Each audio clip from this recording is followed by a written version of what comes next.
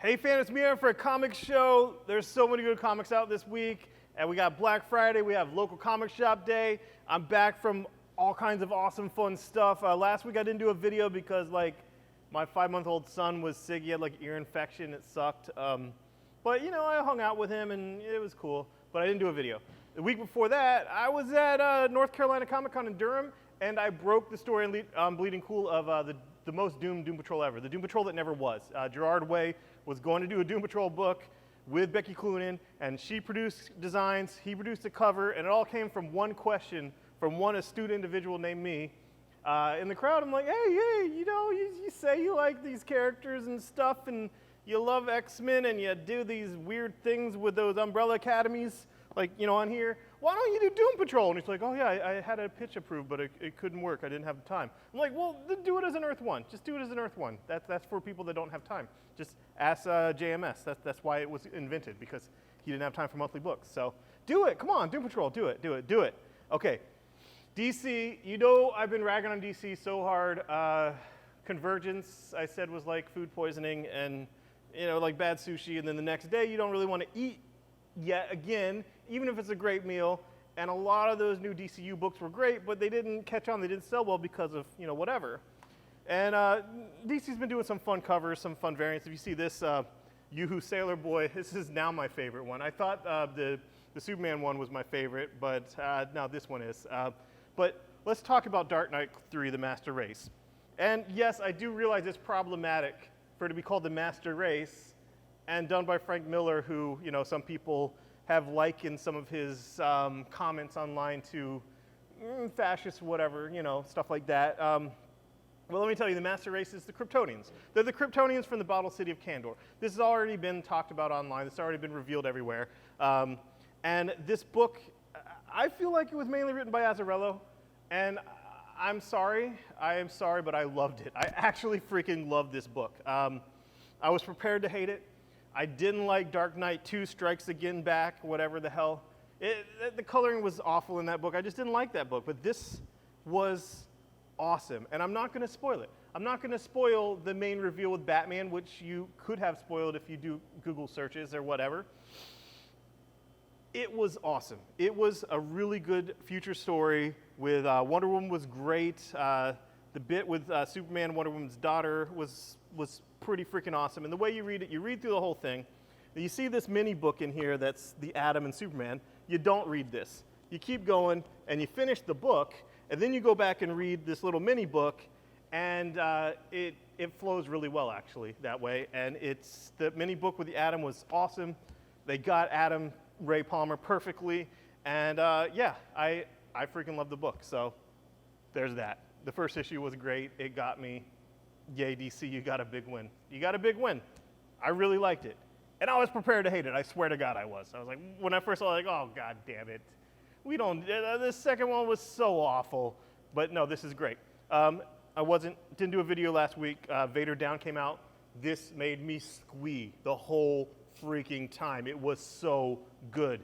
And the second part is out this week. It's Vader 13, and then Star Wars 13 will be, I think, next week. And that will be part 3. And yes, this is Vader trying to get Skywalker between New Hope and Empire. And somehow it has to fit.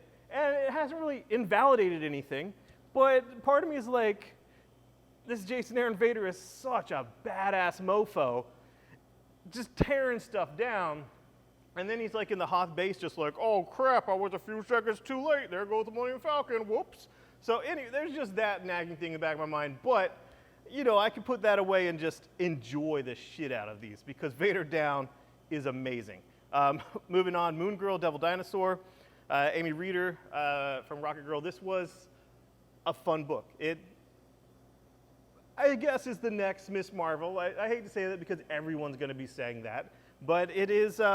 it's a fun book with a young female protagonist, and it just happens to have a giant red dinosaur. So, cool.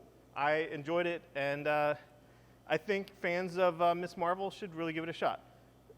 The new Silk, I liked it better than the last one. Yes, it's the same creators, but the premise, the setup, everything about kind of retweaking the direction of the book and what what her role is, and who she's kind of double agenting. I really enjoyed it. There's 2 characters in it that are supporting characters I like Mockingbird and Black Cat, which you would know if you read Amazing Spider-Man 1, which it references, and it was fun. Venom Space Knight, this is weird.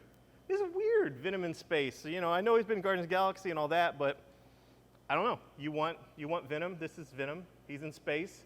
He's being a space knight. He's not Rom. He's Venom, and he's going saving people in space. So, I mean, I don't know how much the tongue Venom people are gonna like it. Like the people that there's like the school of Venom fans that I'm sure the Venn diagram overlaps of Kiss fans and Venom fans because of the big ass tongue and the white painted eyes and the blacks and all that nuttiness. But this is more for sci-fi fans, so if you're a Guardians of the Galaxy fan, you liked his appearance there, you'll love it. All new Wolverine. The first issue was fun, action-packed, crazy. This issue continued. I'm digging X-23 as Wolverine. I like it. I like when she gets all shot up and sort of in the dead zone and she can talk to Wolverine. That's cool. That's cool because he's dead, so yeah, that's neat. Guardians 2 was great. Squirrel Girl 2 was great. You see Dr. Doom on the cover, one of her greatest victories. And Carnage 2, this book is a horror book. This is not another Spider-Man book. This is a straight up horror book. And it has some horror supporting characters, which is pretty freaking cool. Moving on to Image, Ringside, Joe Keatinge. I've loved Joe Keatinge ever since he was Image's sales marketing guy.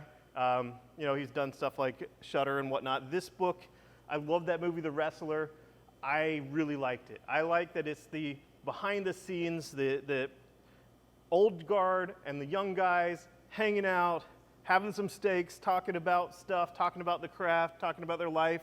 And then there's some wackiness. Then there's some perhaps noir. And who's to say? Who's to say that crime and seediness doesn't actually happen behind the camera for wrestlers? And I really like the book. It gets my full endorsement. And also Robert Kirkman fully endorsed the book, so cool. Jupiter Circle 1, Volume 2, Part 1 is out, and it continues the story of their parents. If you read Jupiter's Legacy, you're probably enjoying that. Black Magic 2, I liked it. I thought it was neat. Saga's finally back, and Fiona Staples is not drawing Archie with issue 4 because she's back on Saga, and this was crazy. Saga's great. I'm glad to have it back. Brian K. Vaughan's awesome, and yeah, check out his Private Eye when that comes out. And then Archie, the 4-minute Archie. We have Archie 4 and Jughead 2. You see all this wacky sci-fi stuff for Jughead. Yeah, it sort of happens on panel. But Chip Zdarsky's Jughead is really fun. Jughead is actually cool. Archie might be popular, Archie might, have the girls or whatever, but Jughead, he's cool. He's the one that actually listens to cool bands, and he's the one that, that we would be as comic book fans. And Archie 4, we finally get the lipstick incident. They even hashtagged on the cover. Lipstick incident revealed. It's nothing of what I thought. I thought they were going to go a little bit, sexual with it, but they didn't. So, nah, it was good. It was good. I like Mark Waid's Archie. And Fight Club, I'm in love with Fight Club. Now, Black Friday's this Friday, and we are going to have crazy sales of buy this, get this free, get free comics just for showing up when we open. I'm going to mark down so much stuff. Trust me, if you come out Black Friday, you're going to get crazy deals. Please keep shopping with me Wednesday. But, you come out Friday, you're going to get wacky, crazy deals. I promise.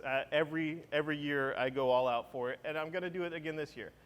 Saturday, the day after Black Friday, and I can't sell it before. I'm sorry, my hands are tied. This is Local Comic Shop Day. It's the Local Comic Shop Day. It's the first annual thing, also done by Joe Field and Comics Pro, the same types of people that did Free Comic Book Day. But Local Comic Shop Day, kind of tied into Small Business Saturday, kind of like Record Store Day or whatever. It's a celebration of local comic shops and what we have. So these are all variant covers that are limited editions that are only out that day. I can't reserve them for anyone. I can't sell them online. I can't sell them to you on Friday. I can only sell them Saturday. And you have to be in here to get them. You can't call me and tell me to hold it. I don't know how they're going to find out, but apparently they have spies everywhere. They've been pulling down eBay auctions left and right. However, there's some damn good books out. Claus, which is sold out, #1. We have a variant cover of that. Claus is great. Back to the Future 1, which is sold out. We have a variant of that. Dark Knight Master Race, Dark Knight 3. An awesome variant cover for that just is badass. Bitch Planet Volume 1, we have an exclusive hardcover for one of my favorites, Space Riders, an exclusive hardcover. That's some trippy balls shit.